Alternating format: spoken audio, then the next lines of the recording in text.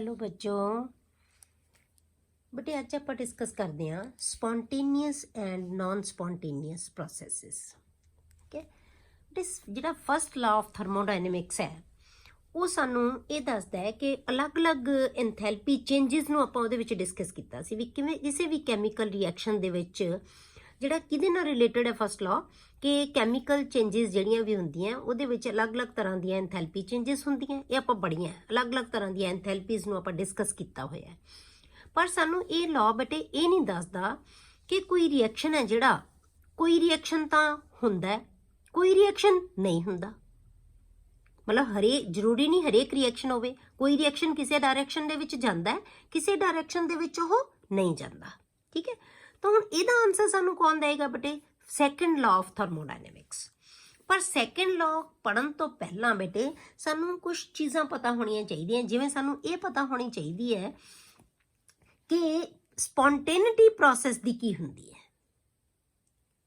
कोई प्रोसैस है जिहड़ी वो एक ही डायरैक्शन दे विच किसी असिस्टेंस तो बिना कोई डायरैक्शन दे विच रिएक्शन अपने आप ही हो जाता है, उन्होंने असीं की कहने हैं? Spontaneity of process. ठीक है, वाटर अपने आप ही वेपोरेट हुंदा रहिंदा है, वो की है? एक स्पॉन्टेनियस रिएक्शन है। तो हुण स्पॉन्टेनिटी दा सानू पता होना चाहिए है कि स्पॉन्टेनियस ते नॉन स्पॉन्टेनियस प्रोसैसिस की हुंदियां। सब तो पहला आपां लैंदे आ स्पॉन्टेनियस प्रोसैस। कोई भी प्रोसैस बेटे जिहड़ी अपने आप हुंदी है या ਉਹਨੂੰ ਅਸੀਂ ਇੱਕ ਵਾਰੀ ਇਨੀਸ਼ੀਏਟ ਕਰ ਦਈਏ, ਸ਼ੁਰੂ ਕਰ ਦਈਏ ਉਸ ਰਿਐਕਸ਼ਨ ਨੂੰ, ਫਿਰ ਉਹ ਰਿਐਕਸ਼ਨ ਆਪਣੇ ਆਪ ਚੱਲੀ ਜਾਏਗਾ, ਉਹਨਾਂ ਨੂੰ ਅਸੀਂ ਕਹਿੰਦੇ ਹਾਂ ਸਪੌਂਟੇਨੀਅਸ ਪ੍ਰੋਸੈਸ। ਅ ਪ੍ਰੋਸੈਸ ਵਿਚ can take place either of its own or under some initiation. ਕੋਈ ਪ੍ਰੋਸੈਸ ਜਾਂ ਤਾਂ ਆਪਣੇ ਆਪ ਹੋਏਗੀ ਜਾਂ ਕੁਛ ਉਹਨੂੰ ਇਨੀਸ਼ੀਏਸ਼ਨ ਤੋਂ ਬਾਅਦ ਹੋਏਗੀ, ਉਹਨੂੰ ਆਪਾਂ ਕਹਿੰਦੇ ਹਾਂ ਸਪੌਂਟੇਨੀਅਸ ਪ੍ਰੋਸੈਸ। ਸਪੌਂਟੇਨੀਅਸ ਪ੍ਰੋਸੈਸ ਬੇਟੇ ਇਰਰਿਵਰਸੀਬਲ ਹੁੰਦੀ ਹੈ। इरिवर्सिबल का मतलब एक ही डायरैक्शन दे विच जाएगी, वापस नहीं आएगी। ठीक है, and can not be reverse bye its own, अपनी डायरैक्शन नू चेंज नहीं कर सकती। ठीक है, उन्हां कंडीशंस दे विच ही जिवें आपां लै लिया रिएक्शन एक कि आपां कॉपर सल्फेट दे सोल्यूशन दे विच आपां जिंक दी रॉड डिप करती है, असीं सिर्फ डिप कीती है कॉपर सल्फेट दे सोल्यूशन, जिंक दी रॉड डिप करती, ਇਹਦੇ ਵਿੱਚ ਆਪਣੇ ਆਪ ਹੀ ਬੇਟੇ ਕੈਮੀਕਲ ਰਿਐਕਸ਼ਨ ਹੋਏਗਾ। ਕਾਪਰ ਸਲਫੇਟ ਦਾ ਬਲੂ ਕਲਰ ਹੈ ਜਿਹੜਾ ਉਹ ਡਿਸਅਪੀਅਰ ਹੋ ਜਾਏਗਾ, ਸੋਲੂਸ਼ਨ ਕਲਰਲੈਸ ਹੋ ਜਾਏਗਾ, ਜ਼ਿੰਕ ਦੀ ਰੌਡ ਖੁਰਨ ਲੱਗ ਜਾਏਗੀ। ਠੀਕ ਹੈ, ਤਾਂ ਕੀ ਬਣ ਜਾਏਗਾ? ਜ਼ਿੰਕ ਸਲਫੇਟ ਬਣ ਗਿਆ, ਕਿਉਂਕਿ ਜ਼ਿੰਕ ਸੋਲਿਡ ਆਇਨਾਂ ਦੇ ਵਿੱਚ ਕਨਵਰਟ ਹੋ ਗਿਆ, ਜ਼ਿੰਕ ਸਲਫੇਟ ਬਣਾ ਲਿਆ ਉਹਨੇ, ਇਹਨੇ ਇਲੈਕਟ੍ਰੋਨ ਲੂਜ਼ ਕਰਤੇ, ਇਸ ਕਰਕੇ ਜ਼ਿੰਕ ਰੌਡ ਖੁਰਨ ਲੱਗ ਪਈ। ਕਾਪਰ ਸਲਫੇਟ ਨੇ ਇਲੈਕਟ੍ਰੋਨ ਗੇਨ ਕਰ ਲਏ ਕਾਪਰ ਨੇ, ਤਾਂ ਇਹ ਕਾਪਰ ਸੋਲਿਡ ਬਣਾ ਲਿਆ ਤੇ ਕਾਪਰ ਸਲਫੇਟ ਦਾ ਸੋल्यूशन ਬਣ ਗਿਆ। ਕਲੀਅਰ ਹੋ ਗਿਆ? ਇਹ ਇੱਕ ਹੀ ਡਾਇਰੈਕਸ਼ਨ 'ਚ ਜਾਏਗਾ ਜੇ ਅਸੀਂ ਕਾਪਰ ਸਲਫੇਟ ਦੇ ਸੋल्यूशन 'ਚ ਜ਼ਿੰਕ ਰੌਡ ਡਿਪ ਕਰਾਂਗੇ, ਤਾਂ ਇਹਨੂੰ ਪ੍ਰੋਸੈਸ ਨੂੰ ਅਸੀਂ ਕਹਿੰਦੇ ਹਾਂ ਸਪੌਂਟੇਨੀਅਸ ਪ੍ਰੋਸੈਸ। ਇਹ ਵਾਪਸ ਨਹੀਂ ਆਏਗਾ ਰਿਐਕਸ਼ਨ, ਇਸ ਕਰਕੇ ਇਹ ਇਰਰਿਵਰਸੀਬਲ ਪ੍ਰੋਸੈਸ ਹੈ। ਕਲੀਅਰ? ਹੁਣ ਆਪਾਂ ਦੇਖਦੇ ਹਾਂ ਬੇਟੇ ਨॉन ਸਪੌਂਟੇਨੀਅਸ ਪ੍ਰੋਸੈਸ ਕੀ ਹੁੰਦੀ ਹੈ। ਦ ਪ੍ਰੋਸੈਸ ਵਿਚ may not take place even by strong initiation. हुण कोई प्रोसैस इहो जी है बटे जिहड़ी कि असी इनीशिएशन भावें जिन्नी मर्जी करी जाइए वो प्रोसैस ना होवे, उहनूं असी कहांगे non spontaneous process. For example the above reaction do not take place in reverse direction. ये रिएक्शन नूं आपां जे उल्ट रखीए, जे आपां कहीए कि जिंक सल्फेट दे सोल्यूशन दे विच आपां बेटे कॉपर दी रॉड डिप कर दईए ਤਾਂ ਇਹ ਰਿਐਕਸ਼ਨ ਹੋਏਗਾ। ਤੁਸੀਂ ਜਿੰਨੀ ਮਰਜ਼ੀ ਦੇਰ ਰੱਖੀ ਜਾਓ, ਉਹਨੂੰ ਘੋਲੀ ਜਾਓ, ਇਹ ਰਿਐਕਸ਼ਨ ਨਹੀਂ ਹੋਏਗਾ। ਠੀਕ ਹੈ, ਤਾਂ ਇਹ ਜਿਹੜਾ ਰਿਐਕਸ਼ਨ ਹੈ ਕਿ ਜੇ ਅਸੀਂ ਕਾਪਰ ਦੀ ਰੌਡ ਨੂੰ ਜ਼ਿੰਕ ਸਲਫੇਟ ਦੇ ਸੋल्यूशन 'ਚ ਰੱਖਾਂਗੇ ਤਾਂ ਇਹ ਇੱਕ ਨॉन ਸਪੌਂਟੇਨੀਅਸ ਪ੍ਰੋਸੈਸ ਹੈ, ਇਹ ਰਿਐਕਸ਼ਨ ਕਦੇ ਵੀ ਨਹੀਂ ਹੋਏਗਾ। ਠੀਕ ਹੈ, ਜਿਵੇਂ ਆਪਾਂ ਪਹਿਲਾਂ ਫਸਟ ਚੈਪਟਰ ਦੇ ਵਿੱਚ ਆਪਾਂ ਡਿਸਕਸ ਕੀਤਾ ਸੀ ਬੇਟੇ ਆਪਾਂ ਕਿ ਆਪਾਂ ਸਿਲਵਰ ਨਾਈਟ੍ਰੇਟ ਦਾ ਸੋल्यूशन ਲੈ ਕੇ ਉਹਦੇ ਵਿੱਚ ਸੋਡੀਅਮ ਕਲੋਰਾਈਡ ਪਾ ਦਿਓ ਤਾਂ ਰਿਐਕਸ਼ਨ ਹੋ ਜਾਂਦਾ ਹੈ, ਸਿਲਵਰ ਕਲੋਰਾਈਡ ਬਣ ਜਾਂਦਾ ਹੈ ਤੇ ਸੋਡੀਅਮ ਨਾਈਟ੍ਰੇਟ ਬਣ ਜਾਂਦਾ ਹੈ। ਪਰ ਜੇ ਆਪਾਂ ਕਹੀਏ ਕਿ ਬੇਟੇ ਸਿਲਵਰ ਕਲੋਰਾਈਡ ਦੇ ਸੋल्यूशन ਦੇ ਵਿੱਚ ਅਸੀਂ ਸੋਡੀਅਮ ਨਾਈਟ੍ਰੇਟ ਪਾ ਦਈਏ ਤਾਂ ਉਹ ਰਿਐਕਸ਼ਨ ਹੋਏਗਾ, ਉਹ ਰਿਐਕਸ਼ਨ ਕਦੇ ਵੀ ਨਹੀਂ ਹੋਏਗਾ। ਕਲੀਅਰ ਹੋ ਗਿਆ? ਤਾਂ ਉਹ ਰਿਐਕਸ਼ਨ ਜਿਹੜੇ ਸ਼ੁਰੂਆਤ ਕਰਨ ਤੇ ਵੀ ਨਹੀਂ ਹੁੰਦੇ, ਉਹਨਾਂ ਨੂੰ ਅਸੀਂ ਕਹਿੰਦੇ ਆ ਨॉन ਸਪੌਂਟੇਨੀਅਸ ਪ੍ਰੋਸੈਸ। ਕਲੀਅਰ? ਹੁਣ ਬੇਟੇ ਜਿਹੜਾ ਕੋਈ ਰਿਐਕਸ਼ਨ ਆਪਾਂ ਕਹਿ ਤੇ ਸਪੌਂਟੇਨੀਅਸ ਤੇ ਨॉन ਸਪੌਂਟੇਨੀਅਸ ਤਾਂ ਪਤਾ ਲੱਗ ਗਏ ਸਾਨੂੰ ਕਿ ਜਿਹੜੇ ਰਿਐਕਸ਼ਨ ਫਿਜ਼ੀਬਲ ਹੁੰਦੇ ਆ, ਸਪੌਂਟੇਨੀਅਸ ਕਿਹੜੇ ਹੁੰਦੇ, ਜਿਹੜੇ ਫਿਜ਼ੀਬਲ ਹੁੰਦੇ, ਜਿਹੜੇ ਹੋ ਸਕਦੇ ਆ। ਠੀਕ ਹੈ, ਹੁਣ ਜਿਹੜੇ ਰਿਐਕਸ਼ਨ ਹੋ ਸਕਦੇ ਆ, ਪੋਸੀਬਲ ਹੈ ਜਿਹੜੇ ਰਿਐਕਸ਼ਨ, ਉਹਨਾਂ ਨੂੰ ਬੇਟੇ ਕਿਹੜੀ ਫੋਰਸ ਹੈ ਜਿਹੜੀ ਉਹਨਾਂ ਨੂੰ ਇਸ ਡਾਇਰੈਕਸ਼ਨ ਦੇ ਵਿੱਚ ਲੈ ਕੇ ਜਾ ਰਹੀ ਹੈ। ਹੁਣ ਇਹ ਰਿਐਕਸ਼ਨ ਇਸ ਡਾਇਰੈਕਸ਼ਨ ਦੇ ਵਿੱਚ ਹੀ ਜਾ ਰਿਹਾ ਹੈ, ਕਿਹੜੀ ਫੋਰਸ ਹੈ ਜਿਹੜੀ ਇਹਨੂੰ ਲਿਜਾ ਰਹੀ ਹੈ? ਇਹ ਇਸ ਡਾਇਰੈਕਸ਼ਨ ਦੇ ਵਿੱਚ ਕਿਉਂ ਨਹੀਂ ਜਾਂਦਾ ਰਿਐਕਸ਼ਨ? ਠੀਕ ਹੈ, ਤਾਂ ਉਹ ਫੋਰਸ ਜਿਹੜੀ ਕਿਸੇ ਜਿਹੜੀ ਸਪੌਂਟੇਨੀਅਸ ਪ੍ਰੋਸੈਸ ਲਈ ਜ਼ਿੰਮੇਵਾਰ ਹੁੰਦੀ ਹੈ ਨਾ ਬੇਟੇ, ਰਿਸਪੌਂਸਿਬਲ ਹੁੰਦੀ ਹੈ ਜਿਹੜੀ ਫੋਰਸ ਉਹਦੇ ਲਈ, ਉਹਨੂੰ ਅਸੀਂ ਕਹਿੰਦੇ ਹਾਂ ਡਰਾਈਵਿੰਗ ਫੋਰਸ। ਠੀਕ ਹੈ, ਜਿਹੜੀ ਇਹਦੇ ਲਈ ਰਿਸਪੌਂਸਿਬਲ ਹੈ ਕਿ ਇਸੇ ਡਾਇਰੈਕਸ਼ਨ 'ਚ ਜਾਏਗਾ ਰਿਐਕਸ਼ਨ, ਇਸ 'ਚ ਨਹੀਂ ਜਾਏਗਾ, ਤਾਂ ਉਹਨੂੰ ਅਸੀਂ ਡਰਾਈਵਿੰਗ ਫੋਰਸ ਕਹਿ ਦਿੰਦੇ ਹਾਂ। ਡਰਾਈਵਿੰਗ ਫੋਰਸ ਹੁਣ ਕੀ ਹੁੰਦੀ ਹੈ? Driving force in a spontaneous process, the force which is responsible for the spontaneity of a process। ਕਿਸੇ ਪ੍ਰੋਸੈਸ ਦੀ ਸਪੌਂਟੇਨਿਟੀ ਲਈ ਜਿਹੜੀ ਫੋਰਸ ਰਿਸਪੌਂਸਿਬਲ ਹੈ, ਜ਼ਿੰਮੇਵਾਰ ਹੈ, ਉਹਨੂੰ ਅਸੀਂ ਕਹਿੰਦੇ ਹਾਂ driving force. It depends upon two factors. ਇਹ ਬੇਟੇ ਦੋ ਫੈਕਟਰਸ ਦੇ ਉੱਤੇ ਡਿਪੈਂਡ ਕਰਦੀ ਹੈ। ਇੱਕ ਫੈਕਟਰ ਨੂੰ ਅਸੀਂ ਕਹਿੰਦੇ ਹਾਂ એનર્ਜੀ ਫੈਕਟਰ, ਤੇ ਦੂਸਰੇ ਫੈਕਟਰ ਨੂੰ ਕਹਿੰਦੇ ਹਾਂ ਬੇਟੇ ਅਸੀਂ ਰੈਂਡਮਨੈਸ ਫੈਕਟਰ। ਪਹਿਲਾਂ ਅਸੀਂ ਫਸਟ ਜਿਹੜਾ ਫੈਕਟਰ ਲੈਂਦੇ ਹਾਂ, ਟੈਂਡੈਂਸੀ ਟੂ ਇਕਵਾਇਰ ਮਿਨੀਮਮ એનર્ਜੀ। ਜਿਹੜਾ એનર્ਜੀ ਫੈਕਟਰ ਹੈ ਨਾ, ਉਹ ਸਾਨੂੰ ਇਹ ਦੱਸਦਾ ਹੈ ਕਿ ਜਿਹੜੀ ਮਿਨੀਮਮ એનર્ਜੀ ਹੈ ਨਾ, ਉਹ ਡਰਾਈਵਿੰਗ ਫੋਰਸ ਹੈ। ਮਤਲਬ ਉਹ ਪ੍ਰੋਸੈਸਿਸ ਜਿਹੜੀਆਂ ਸਪੌਂਟੇਨੀਅਸ ਹੁੰਦੀਆਂ ਜਿਨ੍ਹਾਂ ਦੇ ਵਿੱਚ એનર્ਜੀ ਘੱਟ ਰਹੀ ਹੁੰਦੀ ਹੈ, ਕਿਉਂਕਿ ਅਸੀਂ ਬੇਟੇ ਕਹਿੰਦੇ ਹਾਂ ਕਿ ਹਾਇਰ એનર્ਜੀ ਵਾਲੀ ਸਟੇਟ ਹੈ ਨਾ, ਜਿਹੜੀ ਕਿਸੇ ਵੀ ਚੀਜ਼ ਦੀ ਹਾਇਰ એનર્ਜੀ ਵਾਲੀ ਸਟੇਟ ਹਮੇਸ਼ਾ ਅਨਸਟੇਬਲ ਹੁੰਦੀ ਹੈ, ਘੱਟ ਸਟੇਬਲ ਹੁੰਦੀ ਹੈ, ਤੇ ਜਿਹੜੀ ਘੱਟ એનર્ਜੀ ਵਾਲੀ ਸਟੇਟ ਹੈ ਬੇਟੇ, ਉਹ ਵੱਧ ਸਟੇਬਲ ਹੁੰਦੀ ਹੈ। ਠੀਕ ਹੈ, the state of higher energy is less stable while that of lower energy is more stable। ਹੁਣ ਇਹੀ ਚੀਜ਼ ਹੈ ਜਿਹੜੀ ਉਹ ਜਿਹੜੇ ਰਿਐਕਸ਼ਨ ਕਿਸੇ ਪ੍ਰੋਸੈਸ ਵਾਸਤੇ ਵੀ ਟਰੂ ਹੋਏਗੀ, ਸਪੌਂਟੇਨੀਅਸ ਪ੍ਰੋਸੈਸ ਲਈ ਵੀ ਇਹ ਟਰੂ ਹੈ ਕਿ ਕੋਈ ਪ੍ਰੋਸੈਸ ਸਪੌਂਟੇਨੀਅਸ ਕਿਉਂ ਹੈ, ਕਿਉਂਕਿ ਉਹਦੀ એનર્ਜੀ ਘੱਟ ਰਹੀ ਹੈ, ਸਟੇਬਲ ਹੋ ਰਹੀ ਹੈ, ਇਸ ਕਰਕੇ ਉਹ ਪ੍ਰੋਸੈਸ ਸਪੌਂਟੇਨੀਅਸ ਹੋਏਗਾ। It is true for spontaneous process. ਇਹੀ ਅਸੀਂ ਲੈਂਦੇ ਹਾਂ। ਇਹ એનર્ਜੀ ਫੈਕਟਰ ਸਾਨੂੰ ਇਹੀ ਦੱਸਦਾ ਹੈ ਕਿ ਉਹ ਪ੍ਰੋਸੈਸ ਸਪੌਂਟੇਨੀਅਸ ਹੋਏਗੀ ਜਿਹਦੀ એનર્ਜੀ ਘੱਟ ਰਹੀ ਹੋਏਗੀ। ਤਾਂ ਹੁਣ ਜਿੰਨੀਆਂ ਵੀ ਸਾਡੇ ਕੋਲੇ ਐਗਜ਼ੋਥਰਮਿਕ ਨੇਚਰ ਦੇ ਵਿੱਚ ਰਿਐਕਸ਼ਨਸ ਹੋਣਗੇ, ਉਹ ਸਾਰੇ ਸਪੌਂਟੇਨੀਅਸ ਹੋਣਗੇ। ਇਹ ਫੈਕਟਰ ਕਹਿੰਦਾ ਇਹ। ਠੀਕ ਹੈ, ਤਾਂ most of the processes are exothermic in nature ਦੇ ਵਿੱਚ ਬਹੁਤ ਸਾਰੀਆਂ ਪ੍ਰੋਸੈਸਿਸ ਹੈ ਜਿਹੜੀਆਂ ਬੇਟੇ ਉਹ ਐਗਜ਼ੋਥਰਮਿਕ ਨੇਚਰ ਦੀਆਂ ਹੁੰਦੀਆਂ, ਜਿਹੜੀਆਂ એનર્ਜੀ ਰਿਲੀਜ਼ ਕਰਦੀਆਂ, ਇਸ ਕਰਕੇ ਇਹ ਸਪੌਂਟੇਨੀਅਸ ਹੁੰਦਾ ਹੈ। ਇਹ ਕੌਣ ਕਹਿੰਦਾ ਹੈ? Energy factor. ਸਪੌਂਟੇਨੀਅਸ ਕਿਹਨੂੰ ਐਗਜ਼ੋਥਰਮਿਕ ਕਿਹਨੂੰ ਕਹਿੰਦੇ ਆ ਬੇਟੇ? ਜਿਹੜੇ ਦੇ ਵਿੱਚੋਂ ਜਿਹੜੀ ਹੀਟ ਹੈ ਉਹ ਨਿਕਲ ਰਹੀ ਹੋਵੇ। ਤਾਂ ਅਸੀਂ ਦੇਖਦੇ ਹਾਂ ਆਮ ਤੌਰ 'ਤੇ ਕੋਈ ਅਸੀਂ ਗਰਮ ਚੀਜ਼ ਰੱਖ ਦਈਏ, ਉਹ ਆਪਣੇ ਆਪ ਠੰਡੀ ਹੋ ਜਾਂਦੀ ਹੈ, ਉਹ ਗਰਮ ਨਹੀਂ ਰਹਿੰਦੀ ਕਦੇ ਵੀ ਬੇਟੇ। ਠੀਕ ਹੈ, ਜੇ ਅਸੀਂ ਠੰਡੀ ਰੱਖਦੇ ਹਾਂ ਉਹ ਗਰਮ ਹੋ ਜਾਂਦੀ ਹੈ। ਮਤਲਬ ਕੀ ਹੈ? Heat flows from hot body to cold body. ਹਮੇਸ਼ਾ ਹੀਟ ਹੌਟ ਬੋਡੀ ਤੋਂ ਕੋਲਡ ਬੋਡੀ ਵੱਲ ਹੀ ਜਾਏਗੀ। ਠੀਕ ਹੈ, ਰਿਲੀਜ਼ ਕਰੇਗੀ ਆਪਦੀ ਹੀਟ ਨੂੰ। ਆਪਾਂ ਗਰਮ ਪਾਣੀ ਰੱਖਤਾ, ਉਹਨੇ ਠੰਡਾ ਹੋ ਜਾਣਾ ਹੈ। ਹੀਟ ਗਰਮ ਤੋਂ ਠੰਡੇ ਪਾਣੀ ਵੱਲ ਗਿਆ। ਜੇ ਠੰਡਾ ਪਾਣੀ ਬਾਹਰ ਕੱਢ ਕੇ ਰੱਖ ਦਾਂਗੇ ਫ੍ਰਿਜ ਦੇ ਵਿੱਚੋਂ, ਉਹ ਗਰਮ ਹੋਣ ਲੱਗ ਜਾਏ। ਕਿਉਂ ਗਰਮ ਹੋਏਗਾ ਬੇਟੇ? ਹੁਣ ਸਰਾਊਂਡਿੰਗ ਦੇ ਵਿੱਚ ਹੀਟ ਜ਼ਿਆਦਾ ਹੈ, ਉਹ ਆਪਣੀ ਹੀਟ ਛੱਡਣ ਲੱਗ ਜਾਏਗਾ ਤੇ ਟੈਂਪਰੇਚਰ ਨੂੰ ਬਰਾਬਰ ਲੈ ਆਏਗਾ। ਤਾਂ ਹੀਟ ਹਮੇਸ਼ਾ hot body to cold body flow ਕਰਦੀ ਹੈ, ਆਪਦੀ ਹੀਟ ਨੂੰ ਰਿਲੀਜ਼ ਕਰਨ ਦੀ ਕੋਸ਼ਿਸ਼ ਕਰਦੀ ਹੈ। ਹੁਣ ਆਪਾਂ ਦੇਖੀਏ ਕੋਈ ਰਿਐਕਸ਼ਨ ਕਿਵੇਂ ਹੁੰਦੇ ਆ ਬੇਟੇ। ਜਿਵੇਂ ਆਪਾਂ ਕਾਰਬਨ ਨੂੰ ਜਲਾਉਂਦੇ ਹਾਂ, ਕਾਰਬਨ ਦੀ ਆਕਸੀਡੇਸ਼ਨ ਕਰਦੇ ਹਾਂ ਆਪਾਂ, ਤਾਂ ਕਾਰਬਨ ਡਾਈਆਕਸਾਈਡ ਬਣ ਜਾਂਦੀ। ਸਾਨੂੰ ਪਤਾ ਹੈ ਕਿ ਇੱਕ ਐਗਜ਼ੋਥਰਮਿਕ ਰਿਐਕਸ਼ਨ ਹੈ, ਇਹਦੇ ਵਿੱਚੋਂ 393.5 ਕਿਲੋ ਜੂਲ ਪਰ ਮੋਲ એનર્ਜੀ ਹੈ ਜਿਹੜੀ ਉਹ ਰਿਲੀਜ਼ ਹੁੰਦੀ ਹੈ ਬੇਟੇ। ਕਿਉਂਕਿ ਇਹਦੀ એનર્ਜੀ ਰਿਲੀਜ਼ ਕਰਦਾ, ਇਹ ਆਪਦੀ એનર્ਜੀ ਘਟਾ ਰਿਹਾ, ਸਟੇਬਲ ਹੋ ਰਿਹਾ। ਕਾਰਬਨ ਤੇ ਆਕਸੀਜਨ ਨਾਲੋਂ ਕਾਰਬਨ ਡਾਈਆਕਸਾਈਡ ਜ਼ਿਆਦਾ ਸਟੇਬਲ ਹੈ। ਕਿਉਂ? ਕਿਉਂਕਿ એનર્ਜੀ ਘਟ ਰਹੀ ਹੈ। ਇਹ એનર્ਜੀ ਫੈਕਟਰ ਕਹਿੰਦਾ ਹੈ। ਇਸ ਕਰਕੇ ਇਹ ਪ੍ਰੋਸੈਸ ਹੋ ਰਹੀ ਹੈ। ਨਾਈਟ੍ਰੋਜਨ ਤੇ ਹਾਈਡਰੋਜਨ ਮਿਲ ਕੇ ਅਮੋਨੀਆ ਬਣਾ ਰਹੇ ਹੈ। ਕਿਉਂ? ਕਿਉਂਕਿ ਇਹਨਾਂ ਦੀ એનર્ਜੀ ਘਟ ਰਹੀ ਹੈ। ਇਹ ਡੈਲਟਾ H ਨੈਗੇਟਿਵ ਹੈ। ਤਾਂ ਜਿਹੜੀ ਵੀ ਪ੍ਰੋਸੈਸ ਦੇ ਵਿੱਚ ਡੈਲਟਾ H ਨੈਗੇਟਿਵ ਹੋਏਗਾ, ਉਹ ਪ੍ਰੋਸੈਸ ਕੀ ਹੋਏਗੀ? ਸਪੌਂਟੇਨੀਅਸ ਹੋਏਗੀ। ਠੀਕ ਹੈ, The above reactions are spontaneous because they are accompanied by decrease in energy. Delta H is negative. ਜਿਹੜੀ ਵੀ ਪ੍ਰੋਸੈਸ ਦੇ ਵਿੱਚ ਡੈਲਟਾ ਨੈਗੇਟਿਵ ਹੈ ਉਹ ਸਪੌਂਟੇਨੀਅਸ ਹੈ। ਹੁਣ ਇਹਦਾ ਮਤਲਬ ਕੀ ਹੋਇਆ ਬੇਟੇ, ਦਸ driving force in such reaction decreases the energy of the product. ਤਾਂ ਹੁਣ ਇਹਦੇ ਵਿੱਚ ਕੀ ਕਰਦਾ ਹੈ ਕਿ ਡਰਾਈਵਿੰਗ ਫੋਰਸ ਹੈ ਜਿਹੜੀ ਉਹ ਪ੍ਰੋਡਕਟ ਦੀ એનર્ਜੀ ਨੂੰ ਘਟਾ ਦਿੰਦੀ ਹੈ। ਇਸ ਕਰਕੇ ਰਿਐਕਸ਼ਨ ਕੀ ਹੋ ਰਿਹਾ ਹੈ, ਸਪੌਂਟੇਨੀਅਸ ਹੋ ਰਿਹਾ। ਕਲੀਅਰ। ਹੁਣ ਜੇ ਆਪਾਂ ਦੇਖੀਏ ਬੇਟੇ, is decrease in energy criteria for spontaneity, ਕਿ ਸਿਰਫ એનર્ਜੀ ਦਾ ਘਟਣਾ ਜਿਹੜਾ ਹੈਗਾ ਉਹ ਕਿਸੇ ਪ੍ਰੋਸੈਸ ਦੇ ਹੋਣ ਲਈ ਰਿਸਪੌਂਸੀਬਲ ਹੈ, ਕਿ ਸਿਰਫ ਤਾਂ ਹੀ ਰਿਐਕਸ਼ਨ ਹੋਏਗਾ ਕਿ ਉਹਦੀ એનર્ਜੀ ਘਟ ਰਹੀ ਹੈ।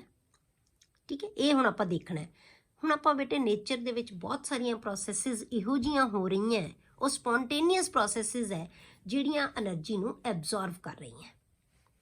ਜਿਵੇਂ ਆਪਾਂ ਵਾਟਰ ਦੀ ਇਵੈਪੋਰੇਸ਼ਨ ਹੈ, ਵਾਟਰ ਆਪਣੇ ਆਪ ਇਵੈਪੋਰੇਟ ਹੁੰਦਾ ਰਹਿੰਦਾ ਬੇਟੇ, ਉਹ એનર્ਜੀ ਐਬਜ਼ੌਰਬ ਕਰੇਗਾ, ਕਿਉਂਕਿ ਲਿਕੁਇਡ ਸਟੇਟ ਗੈਸ 'ਚ ਕਨਵਰਟ ਆਪਣੇ ਆਪ ਨਹੀਂ ਹੋ ਸਕਦਾ, એનર્ਜੀ ਨੂੰ ਗੇਨ ਕੀਤੇ ਬਿਨਾਂ ਨਹੀਂ ਹੋ ਸਕਦੀ। ਪਰ ਇਹ ਪ੍ਰੋਸੈਸ ਸਾਨੂੰ ਪਤਾ ਹੈ ਸਪੌਂਟੇਨੀਅਸ ਹੈ, ਇਹ ਪਾਣੀ ਆਪਣੇ ਆਪ ਇਵੈਪੋਰੇਟ ਹੁੰਦਾ ਰਹਿੰਦਾ ਹੈ। ਤਾਂ ਪਰ ਡੈਲਟਾ ਐਚ ਇਹਦੇ 'ਚ ਪੋਜ਼ੀਟਿਵ ਹੈ, ਪਰ ਇਹ ਇੱਕ ਸਪੌਂਟੇਨੀਅਸ ਪ੍ਰੋਸੈਸ ਹੈ। ਇਸੇ ਤਰ੍ਹਾਂ ਨਾਈਟ੍ਰੋਜਨ ਆਕਸੀਜਨ ਨਾਲ ਮਿਲ ਕੇ NO2 ਬਣਾ ਰਿਹਾ ਹੈ, ਇਹ ਵੀ ਇੱਕ ਐਂਡੋਥਰਮਿਕ ਪ੍ਰੋਸੈਸ ਹੈ, એનર્ਜੀ ਨੂੰ ਗੇਨ ਕਰ ਰਿਹਾ ਹੈ। ਪਰ ਇਹ ਪ੍ਰੋਸੈਸਿਸ ਵੀ ਕੀ ਹੈ ਬੇਟੇ, ਸਪੌਂਟੇਨੀਅਸ ਹੈ।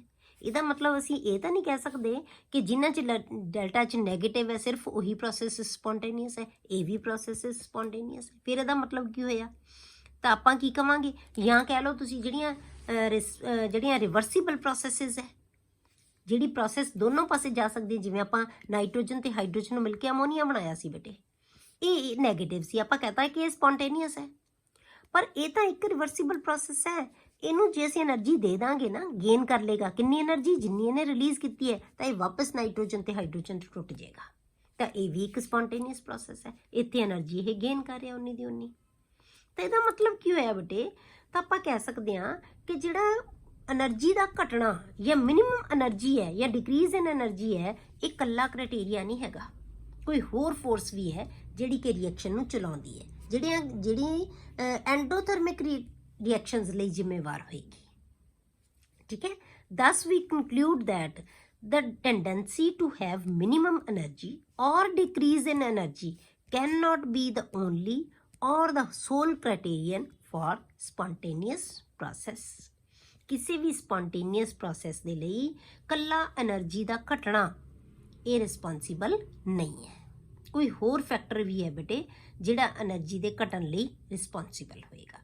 ਹੁਣ ਐਗਜ਼ੋਥਰਮਿਕ ਤੇ ਐਂਡੋਥਰਮਿਕ ਆਪਾਂ ਰਿਐਕਸ਼ਨ ਪਹਿਲਾਂ ਪੜ੍ਹੇ ਸੀ ਬੇਟੇ, ਉਹਨਾਂ ਨੂੰ ਆਪਾਂ એનર્ਜੀ ਦੇ ਲੈਵਲ ਡਾਇਗਰਾਮ ਦੇ ਵਿੱਚ ਕਿਵੇਂ ਸ਼ੋਅ ਕਰ ਸਕਦੇ ਹਾਂ, ਜਿਨ੍ਹਾਂ ਦੇ ਵਿੱਚ ਆਪਾਂ ਕੋਈ ਪ੍ਰੋਸੈਸ ਲੈ ਲਈ ਬੇਟੇ, ਇੱਧਰ ਨੂੰ ਰਿਐਕਸ਼ਨ ਪ੍ਰੋਸੀਡ ਹੋ ਰਿਹਾ, ਇੱਧਰ ਨੂੰ ਉਹਦੀ એનર્ਜੀ ਹੈ ਵੱਧ ਰਹੀ। ਠੀਕ ਹੈ, ਸ਼ੁਰੂ ਦੇ ਵਿੱਚ ਥੱਲੇ ਰਿਐਕਟੈਂਟ ਹੈ ਤਾਂ ਆਪਾਂ ਲੈਫਟ ਸਾਈਡ ਤੇ ਰਿਐਕਟੈਂਟ ਲਿਖ ਦਾਂਗੇ, ਹੌਲੀ ਹੌਲੀ ਰਿਐਕਸ਼ਨ ਪ੍ਰੋਸੀਡ ਹੁੰਦਾ ਗਿਆ, ਪ੍ਰੋਡਕਟ 'ਚ ਕਨਵਰਟ ਹੋ ਗਏ, ਤਾਂ ਰਾਈਟ ਸਾਈਡ ਤੇ ਆਪਾਂ ਪ੍ਰੋਡਕਟਸ ਲਿਖਦੇ।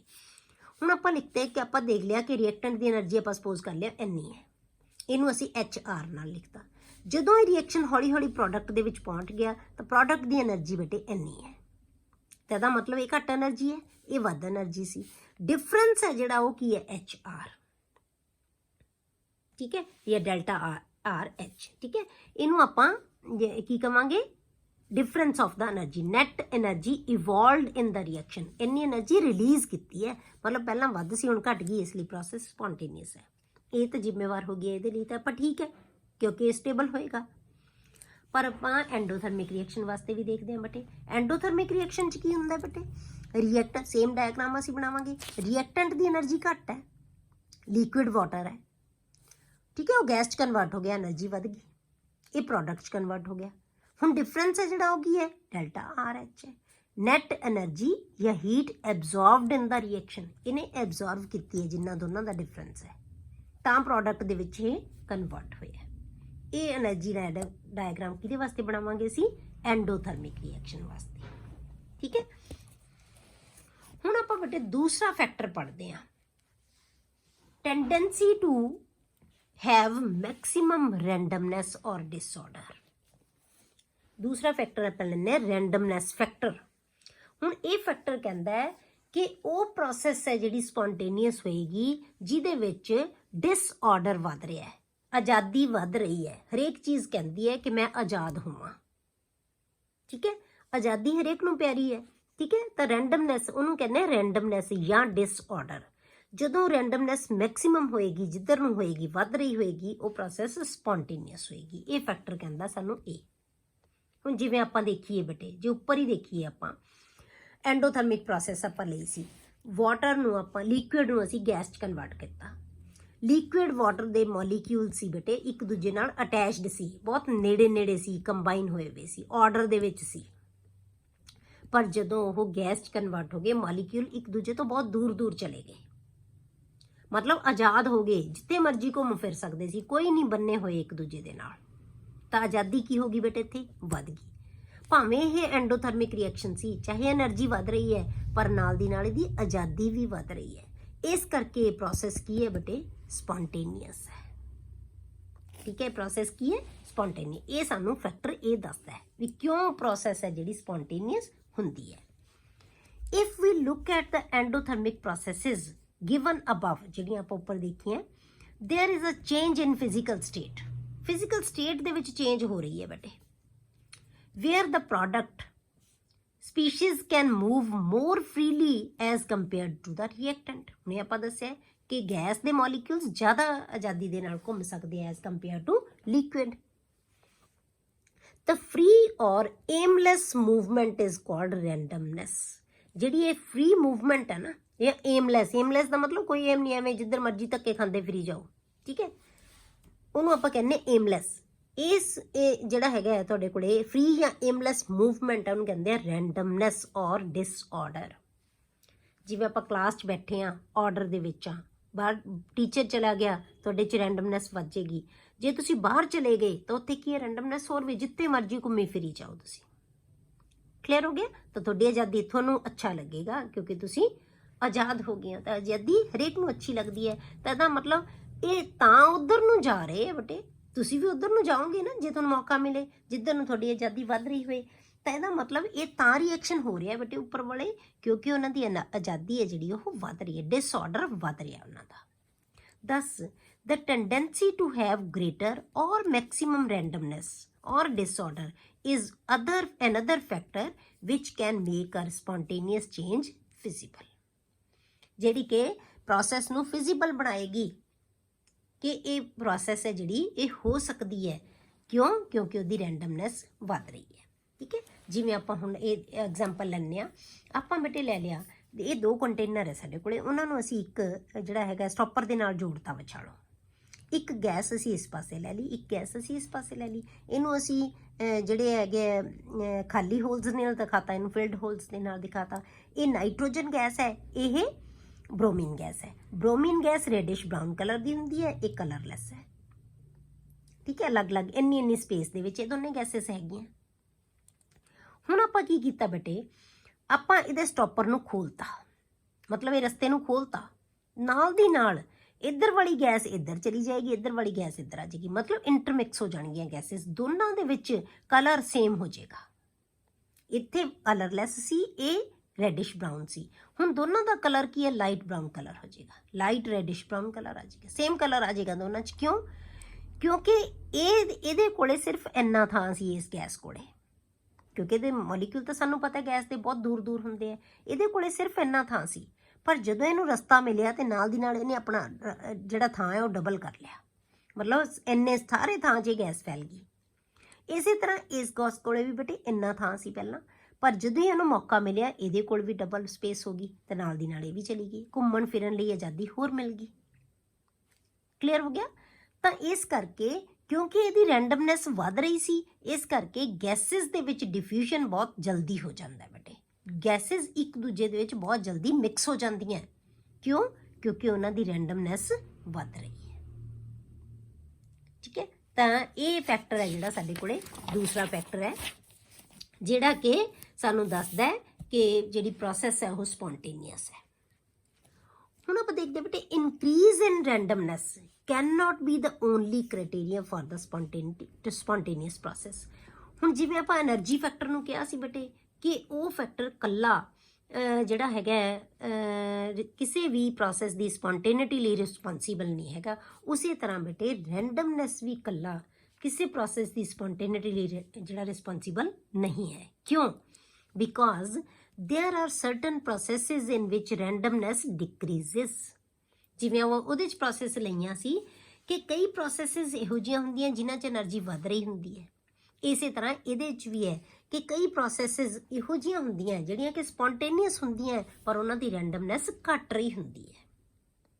ਠੀਕ ਹੈ, ਰੈਂਡਮਨੈਸ ਘੱਟ ਰਹੀ ਹੁੰਦੀ ਹੈ but still the processes are spontaneous. ਪਰ ਪ੍ਰੋਸੈਸਿਸ ਸਪੌਂਟੇਨੀਅਸ ਹੁੰਦੀਆਂ, ਭਾਵੇਂ ਆਜ਼ਾਦੀ ਘੱਟ ਰਹੀ ਹੈ ਫਿਰ ਵੀ ਸਪੌਂਟੇਨੀਅਸ ਹੈ। For example liquefaction of gases, solidification of liquid. ਆਪਾਂ ਟੈਂਪਰੇਚਰ ਘਟਾਓ, ਫ੍ਰਿਜ ਰੱਖੋ ਪਾਣੀ ਨੂੰ, ਉਹ ਜੰਮ ਜਾਏਗਾ। ਇਹਦਾ ਮਤਲਬ ਕੀ ਹੈ? ਰੈਂਡਮਨੈਸ ਤਾਂ ਘਟ ਰਹੀ ਹੈ ਨਾ, ਪਰ ਪ੍ਰੋਸੈਸ ਤਾਂ ਪਾਣੀ ਤੇ ਜੰਮ ਰਿਹਾ। ਇਹ ਤਾਂ ਨਹੀਂ ਹੈ ਵੀ ਪਾਣੀ ਦਾ ਪਾਣੀ ਪਿਆ ਰਹੇਗਾ, ਪਾਣੀ ਜੰਮ ਰਿਹਾ ਹੈ। ਲਿਕੁਇਡ ਹੈ ਜਿਹੜਾ ਉਹ ਸੋਲਿਡ ਦੇ ਵਿੱਚ ਕਨਵਰਟ ਹੋ ਰਿਹਾ ਹੈ, ਉਹਨੂੰ ਸੋਲਿਡੀਫਿਕੇਸ਼ਨ ਆਫ ਲਿਕੁਇਡ ਕਹਿੰਦੇ ਆ। ਇਹ ਇੱਕ ਪ੍ਰੋਸੈਸ ਤਾਂ ਹੈਗੀ ਹੈ। ਠੀਕ ਹੈ, ਲਿਕੀਫੈਕਸ਼ਨ ਆਫ ਗੈਸਿਸ, ਪਾਣੀ ਕੰਡੈਂਸ ਹੋ ਕੇ ਨਾ, ਜਿਹੜੇ ਵੈਪਰਸ ਹੈ ਪਾਣੀ ਦੇ ਉਹ ਕੰਡੈਂਸ ਹੋ ਕੇ ਵਾਟਰ ਵੀ ਬਣਾ ਰਹੇ ਹੈ। ਇਹ ਵੀ ਪ੍ਰੋਸੈਸ ਹੈ ਜਿਹੜੀ ਉਹ ਕੀ ਹੈ? ਸਪੌਂਟੇਨੀਅਸ ਹੈ ਬੇਟੇ। ਪਰ ਇਹ ਕਿਉਂ ਹੋ ਰਹੀ ਹੈ? ਇਹਨਾਂ 'ਚ ਤਾਂ ਆਜ਼ਾਦੀ ਘਟ ਰਹੀ ਹੈ। ਠੀਕ ਹੈ, ਇਹਨਾਂ ਦੀ ਰੈਂਡਮਨੈਸ ਘਟ ਰਹੀ ਹੈ, ਫਿਰ ਵੀ ਇਹ ਪ੍ਰੋਸੈਸਿਸ ਹੋ ਰਹੀਆਂ। ਇਸ ਕਰਕੇ ਆਪਾਂ ਇਹਨਾਂ ਪ੍ਰੋਸੈਸਿਸ ਕਰਕੇ ਆਪਾਂ ਕਿ ਜਿਹੜਾ ਲਿਕੁਇਡ ਹੈ ਗੈਸ 'ਚ ਕਨਵਰਟ ਹੋਇਆ ਸੀ, ਡੈਲਟਾ H ਪੋਜ਼ਿਟਿਵ ਸੀ। ਠੀਕ ਹੈ, ਇਹਦਾ ਮਤਲਬ ਕੀ ਹੈ ਕਿ ਆਪਾਂ ਹੁਣ ਗੈਸ ਨੂੰ ਵੀ ਲਿਕੁਇਡ 'ਚ ਕਨਵਰਟ ਕਰ ਸਕਦੇ ਹਾਂ, ਗੈਸ ਨੂੰ ਵੀ ਲਿਕੁਇਡ 'ਚ ਕਨਵਰਟ ਕਰ ਸਕਦੇ ਹਾਂ। ਉੱਥੇ ਡੈਲਟਾ H ਨੈਗੇਟਿਵ ਹੋ ਜਾਏਗਾ ਪਰ ਰੈਂਡਮਨੈਸ ਘਟ ਜਾਏਗੀ ਉਹਦੀ। ਠੀਕ ਹੈ, ਤਾਂ ਇਸ ਲਈ ਆਪਾਂ ਕੀ ਕਵਾਂਗੇ ਬੇਟੇ, ਕਿਸੇ ਪ੍ਰੋਸੈਸ ਦੀ ਸਪੌਂਟੇਨਿਟੀ ਲਈ, ਕਿਸੇ ਪ੍ਰੋਸੈਸ ਦੇ ਸਪੌਂਟੇਨੀਅਸ ਹੋਣ ਲਈ ਦੋਨੋਂ ਹੀ ਫੈਕਟਰ ਜ਼ਿੰਮੇਵਾਰ ਹੈ। ਐਨਰਜੀ ਦਾ ਘਟਣਾ ਤੇ ਆਜ਼ਾਦੀ ਦਾ ਵਧਣਾ। ਕਿਸੇ ਪ੍ਰੋਸੈਸ ਦੇ ਵਿੱਚ ਇੱਕ ਫੈਕਟਰ ਕੰਮ ਕਰ ਸਕਦਾ ਹੈ, ਕਿਸੇ ਫੈਕਟਰ ਦੇ ਵਿੱਚ ਦੂਜਾ ਫੈਕਟਰ ਕੰਮ ਕਰ ਸਕਦਾ ਹੈ, ਕਿਸੇ ਪ੍ਰੋਸੈਸ ਦੇ ਵਿੱਚ ਦੋਨੋਂ ਹੀ ਫੈਕਟਰ ਕੰਮ ਕਰਨਗੇ। ਠੀਕ ਹੈ, we conclude that the spontaneity of a particular process is influenced by both energy and the randomness factors। ਦੋਨੋਂ ਹੀ ਫੈਕਟਰ ਹੈ ਜਿਹੜੇ ਇਨਫਲੂਐਂਸ ਕਰ ਸਕਦੇ ਹੈ। Though both have some limitations, ਭਾਵੇਂ ਦੋਨਾਂ ਦੀਆਂ ਲਿਮਿਟੇਸ਼ਨਸ ਹੈਗੀਆਂ, એનર્ਜੀ ਫੈਕਟਰ ਦੀਆਂ ਵੀ ਲਿਮਿਟੇਸ਼ਨਸ ਹੈ ਤੇ ਰੈਂਡਮਨੈਸ ਫੈਕਟਰ ਦੀਆਂ ਵੀ ਲਿਮਿਟੇਸ਼ਨਸ ਹੈ। ਹੁਣ ਜੇ ਆਪਾਂ ਆਹ ਪ੍ਰੋਸੈਸ ਲੈ ਲਈ ਬੇਟੇ, ਵਾਟਰ ਨੂੰ, ਲਿਕੁਇਡ ਨੂੰ ਅਸੀਂ ਗੈਸ 'ਚ ਕਨਵਰਟ ਕਰਤਾ, ਡੈਲਟਾ H ਪੋਜ਼ਿਟਿਵ ਹੈ। ਇੱਥੇ ਇਹਦਾ ਮਤਲਬ ਕੀ ਹੈ ਕਿ ਡੈਲਟਾ H ਪੋਜ਼ਿਟਿਵ, ਇਹ ਫੈਕਟਰ ਕੀ ਹੈ ਬੇਟੇ? ਇਹ ਫੇਵਰ ਨਹੀਂ ਕਰ ਰਿਹਾ, ਅਪੋਜ਼ ਕਰ ਰਿਹਾ ਪ੍ਰੋਸੈਸ ਨੂੰ। Energy factor is not favourable.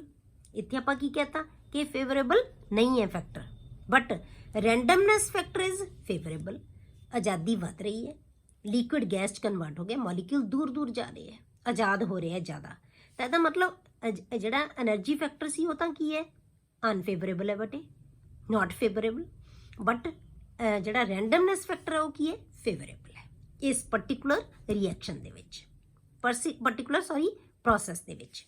ਠੀਕ ਹੈ, ਹੁਣ ਆਪਾਂ ਕੀ ਹੈ, ਸਾਨੂੰ ਪਤਾ ਹੈ ਕਿ ਵਾਟਰ ਹੈ ਜਿਹੜਾ ਬੇਟੇ ਉਹ ਇਵੈਪੋਰੇਟ ਹੁੰਦਾ ਰਹਿੰਦਾ ਹੈ, ਇਵੈਪੋਰੇਟ ਹੁੰਦਾ ਤਾਂ ਰੈਂਡਮਨੈਸ ਵੱਧ ਰਹੀ ਹੈ। ਤਾਂ ਇਹਦਾ ਮਤਲਬ ਜਿਹੜਾ ਵਾਟਰ ਦੀ ਇਵੈਪੋਰੇਸ਼ਨ ਦੇ ਵਿੱਚ ਹੈ ਨਾ, ਰੈਂਡਮਨੈਸ ਫੈਕਟਰ ਹੈ ਜਿਹੜਾ ਉਹਦਾ ਜਿਹੜਾ ਮੈਗਨੀਟਿਊਡ ਹੈ ਉਹ ਕੀ ਹੈ? ਜ਼ਿਆਦਾ ਹੈ, ਗ੍ਰੇਟਰ ਮੈਗਨੀਟਿਊਡ ਹੈ ਐਨਰਜੀ ਫੈਕਟਰ ਨਾਲੋਂ। ਇਸ ਕਰਕੇ ਉਹ ਪ੍ਰੋਸੈਸ ਸਪੌਂਟੇਨੀਅਸ ਹੈ। ਠੀਕ ਹੈ, ਸਾਨੂੰ ਪਤਾ ਹੈ ਨਾ ਕਿ ਵਾਟਰ ਆਪਣੇ ਆਪ ਇਵੈਪੋਰੇਟ ਹੁੰਦਾ ਰਹਿੰਦਾ ਹੈ, ਸਾਨੂੰ ਪਤਾ ਹੈ ਕਿ ਇਹ ਪ੍ਰੋਸੈਸ ਸਪੌਂਟੇਨੀਅਸ ਹੈ। ਇਹ ਕਿਉਂ ਹੈ ਬੇਟੇ? ਪ੍ਰੋਸੈਸ ਤਾਂ ਇਹ ਵੀ ਹੋ ਸਕਦੀ ਹੈ। ਇਹ ਕਿਉਂ ਹੈ? ਕਿਉਂਕਿ ਇਹਦੇ ਵਿੱਚ ਰੈਂਡਮਨੈਸ ਫੈਕਟਰ ਹੈ ਉਹ ਫੇਵਰ ਕਰ ਰਿਹਾ ਹੈ, ਐਨਰਜੀ ਫੈਕਟਰ ਅਪੋਜ਼ ਕਰ ਰਿਹਾ ਹੈ, ਫਿਰ ਵੀ ਪ੍ਰੋਸੈਸ ਸਪੌਂਟੇਨੀਅਸ ਹੈ। ਇਹਦਾ ਮਤਲਬ ਜਿਹੜਾ ਫੈਕਟਰ ਉਹਨੂੰ ਫੇਵਰ ਕਰ ਰਿਹਾ ਹੈ ਉਹਦਾ ਮੈਗਨੀਟਿਊਡ ਜ਼ਿਆਦਾ ਹੈ। ਤਾਂ ਦੋਨਾਂ ਫੈਕਟਰਸ ਦੇ ਵਿੱਚੋਂ ਜੇ ਕਿਸੇ ਪ੍ਰੋਸੈਸ ਨੂੰ ਦੋਨੋਂ ਫੈਕਟਰ ਇਫੈਕਟ ਕਰ ਰਹੇ ਹੈ ਤਾਂ ਦੋਨਾਂ ਦੇ ਵਿੱਚੋਂ ਜਿਹਦਾ ਮੈਗਨੀਟਿਊਡ ਜ਼ਿਆਦਾ ਹੋਏਗਾ ਉਹਦਾ ਇਫੈਕਟ ਹੋਏਗਾ। ਠੀਕ ਹੈ, ਅਨਫੇਵਰੇਬਲ ਦਾ ਇਫੈਕਟ ਘੱਟ ਹੈ, ਫੇਵਰੇਬਲ ਦਾ ਜ਼ਿਆਦਾ ਹੈ, ਇਸ ਕਰਕੇ ਫੇਵਰ ਕਰਦਾ ਹੈ ਤਾਂ ਪ੍ਰੋਸੈਸ ਪ੍ਰੋਸੀਡ ਹੋ ਰਹੀ ਹੈ। ਸਾਨੂੰ ਪਤਾ ਹੈ ਕਿ ਇਹ ਪ੍ਰੋਸੈਸ ਹੁੰਦੀ ਹੈ। ठीक है, we know the water evaporates. This means the randomness factor has a greater magnitude than the energy factor. ਇਸੇ ਕਰਕੇ ਪ੍ਰੋਸੈਸ ਹੋ ਰਹੀ ਹੈ। ਹੁਣ ਜਿਵੇਂ ਆਪਾਂ ਇਹਨੂੰ ਦਿਖਾਉਣਾ ਹੋਵੇ ਮੈਗਨੀਟਿਊਡ ਦੇ ਫਾਰਮ ਦੇ ਵਿੱਚ, એનર્ਜੀ ਫੈਕਟਰ E ਹੈ ਜਿਹੜਾ ਅਪੋਜ਼ ਕਰ ਰਿਹਾ, ਰੈਂਡਮਨੈਸ ਫੈਕਟਰ ਫੇਵਰ ਕਰ ਰਿਹਾ, ਪਰ ਆਪਾਂ ਉਹਦਾ ਮੈਗਨੀਟਿਊਡ ਜ਼ਿਆਦਾ ਦਿਖਾਤਾ, ਤਾਂ ਡਰਾਈਵਿੰਗ ਫੋਰਸ ਕਿੱਧਰ ਨੂੰ ਜਾਏਗੀ ਬੇਟੇ? ਜਿੱਧਰ ਨੂੰ ਮੈਗਨੀਟਿਊਡ ਜ਼ਿਆਦਾ ਹੈ। ਇੰਨਾ ਕਿ ਇਹਨੂੰ ਕੈਂਸਲ ਕਰ ਦੇਗਾ, ਪ੍ਰੋਸੈਸ ਹੈ ਜਿਹੜੀ ਫਿਜ਼ੀਬਲ ਹੋ ਗਈ, ਕਿਉਂਕਿ ਇਹਦਾ ਮੈਗਨੀਟਿਊਡ ਜ਼ਿਆਦਾ ਸੀ। ਫੇਵਰ ਵਾਲੇ ਪਾਸੇ, ਜੇ ਫੇਵਰੇਬਲ ਦਾ ਮੈਗਨੀਟਿਊਡ ਜ਼ਿਆਦਾ ਹੈ ਤਾਂ ਫੇਵਰ ਵਾਲੇ ਪਾਸੇ ਜਾਏਗੀ, ਜੇ ਅਪੋਜ਼ਿੰਗ ਦਾ ਫੈਕਟਰ ਜ਼ਿਆਦਾ ਹੁੰਦਾ ਤਾਂ ਅਪੋਜ਼ਿੰਗ, ਤੇ ਪ੍ਰੋਸੈਸ ਨਹੀਂ ਹੋਣੀ ਸੀ। ਕਲੀਅਰ ਹੋ ਗਿਆ? ਹੁਣ ਜਿਹੜੀ ਥਰਮੋਡਾਇਨੈਮਿਕ ਰਿਪਰੈਜ਼ੈਂਟੇਸ਼ਨ ਹੈ ਨਾ ਜਿਹੜੀ ਰੈਂਡਮਨੈਸ ਦੀ ਬੇਟੇ ਜਾਂ ਡਿਸਆਰਡਰ ਦੀ, ਜੇ ਥਰਮੋਡਾਇਨੈਮਿਕਸ ਦੇ ਵਿੱਚ ਅਸੀਂ ਉਹਨੂੰ ਰਿਪਰੈਜ਼ੈਂਟ ਕਰਨਾ ਹੋਵੇ ਤਾਂ ਅਸੀਂ ਉਹਨੂੰ ਕਹਿੰਦੇ ਹਾਂ ਐਂਟਰੋਪੀ। ਥਰਮੋਡਾਇਨੈਮਿਕ ਰਿਪਰੈਜ਼ੈਂਟੇਸ਼ਨ ਆਫ ਰੈਂਡਮਨੈਸ ਇਜ਼ ਐਂਟਰੋਪੀ। ਉਹਨੂੰ ਅਸੀਂ ਐਂਟਰੋਪੀ ਦੇ ਨਾਲ, ਹੁਣ ਤੀਸਰੀ ਟਰਮ ਆ ਗਈ ਬੇਟੇ ਸਾਡੇ ਕੋਲੇ ਐਂਟਰੋਪੀ। ਪਹਿਲਾਂ ਆਪਾਂ ਕੀ ਕੀਤਾ ਸੀ? ਇੰਟਰਨਲ એનર્ਜੀ, ਜਿਹੜੀ ਸਾਨੂੰ ਦੱਸਦੀ ਸੀ ਕਿ એનર્ਜੀ ਐਕਸਚੇਂਜ ਹੁੰਦੀ ਹੈ। ਫਿਰ ਆਪਾਂ ਪੜ੍ਹਿਆ ਬੇਟੇ ਐਂਥੈਲਪੀ, ਜਿਹੜੀ ਕਿ એનર્ਜੀ ਚੇਂਜ ਨੂੰ, ਇੰਟਰਨਲ એનર્ਜੀ ਤੇ ਪ੍ਰੈਸ਼ਰ ਵੋਲੀਅਮ ਵਰਕ ਨੂੰ ਰਿਪਰੈਜ਼ੈਂਟ ਕਰਦੀ ਸੀ। ਹੁਣ ਸਾਡੇ ਕੋਲੇ ਆ ਗਈ ਬੇਟੇ ਐਂਟਰੋਪੀ, ਜਿਹੜੀ ਕਿ ਸਾਨੂੰ ਜਿਹੜੀ ਰੈਂਡਮਨੈਸ ਨੂੰ ਰਿਪਰੈਜ਼ੈਂਟ ਕਰੇਗੀ, ਜਿਹੜੀ ਕਿ ਰੈਂਡਮਨੈਸ ਨੂੰ ਰਿਪਰੈਜ਼ੈਂਟ ਕਰੇਗੀ। ਇਹ ਬੇਟੇ ਆਪਾਂ ਹੁਣ ਡਿਟੇਲ ਦੇ ਵਿੱਚ ਇਹਨੂੰ ਆਪਾਂ ਨੈਕਸਟ ਲੈਕਚਰ ਦੇ ਵਿੱਚ ਡਿਸਕਸ ਕਰਾਂਗੇ।